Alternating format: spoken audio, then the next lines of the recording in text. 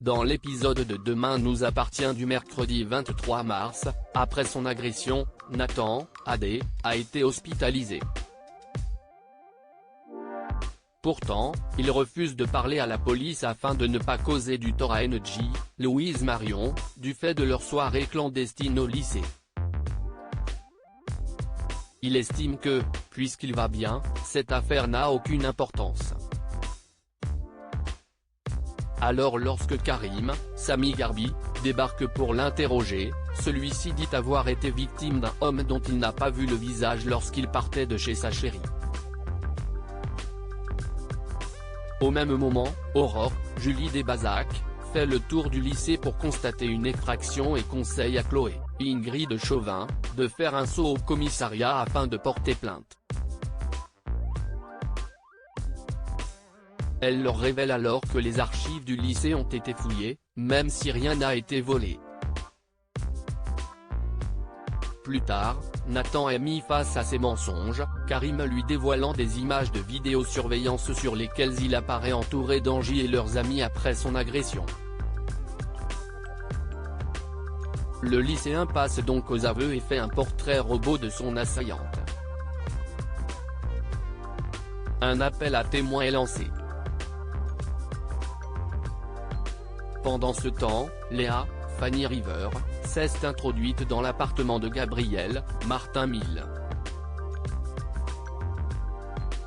Mais alors qu'elle tentait d'entrer dans l'ordinateur du jeune homme, elle a été contrainte de prendre la fuite, Timothée, Grégoire Champion, étant rentré chez eux. En découvrant l'appel à témoins, Louise, Alexandra Naoum, pense reconnaître Léa Melbart. Hector Langevin, tente de la dissuader de ne parler aux policiers, en vain. Sa description correspond à celle de Nathan. Alors que Bart se rend au commissariat pour retrouver Sarah, Camille Genot, il croise Karim qui lui confie que Léa Courcelles utilise un faux nom et qu'elle n'a pas emménagé dans son quartier, comme elle l'a prétendu la veille. La nuit tombée, Bart rejoint Charlie, Clémence Lassala, Nour, Saël de Figueiredo, et Garance, Esther Valdingue, chez Gabriel. Il leur explique que la police ne se doute de rien. Mais Charlie est convaincu qu'ils sont tous en danger et rejette la faute sur Bart, qui s'énerve contre elle. La tension est vive mais Nour prend la défense de Charlie, estimant qu'ils ont tous le droit de dire ce qu'ils pensent. Il décide finalement de faire profil bas et d'attendre que cette histoire se tasse. Bart rentre chez lui mais est suivi par Léa, pistolet à la main. Un personnage fait son grand retour à cette Soraya, Kenza Saibi Couton, s'inquiète pour Nour du fait de la complexité de sa relation avec Cédric, Julien Cheminade. Mais la principale intéressée comprend parfaitement que son amant ait envie de passer du temps avec ses enfants, au vu des circonstances. Pour sa grande sœur, cette relation ne mène à rien mais leur discussion se termine plutôt en dispute. Peu après, Cédric passe à la coloc pour voir Nour mais il est accueilli froidement par Soraya.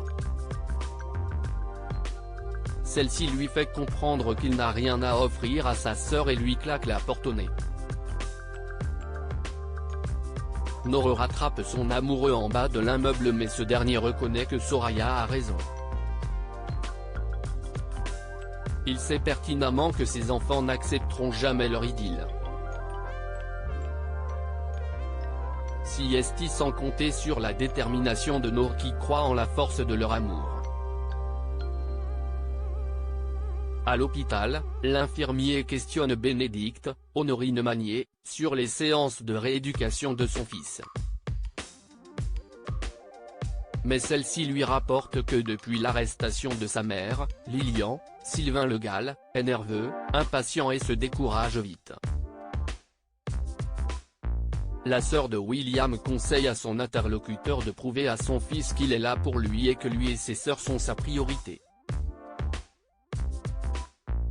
La mère de Sarah est de retour à 7. Béatrice, Sophie Michard, annonce à sa fille et à Roxane, Raphaël Volkov, qu'elle sera la plus présente possible lors de cette grossesse. Pour cela, elle a même emménagé près de chez elle. Il y a tout de même un petit bémol. Béatrice profite de l'absence de Roxane pour expliquer qu'elle préférerait que ce soit sa fille qui porte le bébé. Surtout, elle estime que sa fille ne sera pas à 100% la mère de ce nouveau-né et qu'en cas de séparation, elle n'aura aucun droit sur lui. Elle aurait également aimé avoir un lien biologique avec cet enfant. Une conversation que Roxane a entendue. Le soir venu, celle-ci a une franche discussion avec sa belle-mère. Elle lui explique que les semaines à venir vont être suffisamment stressantes entre son opération et la PMA, donc que ce n'est pas la peine d'ajouter une tension supplémentaire. Béatrice fait son mea culpa.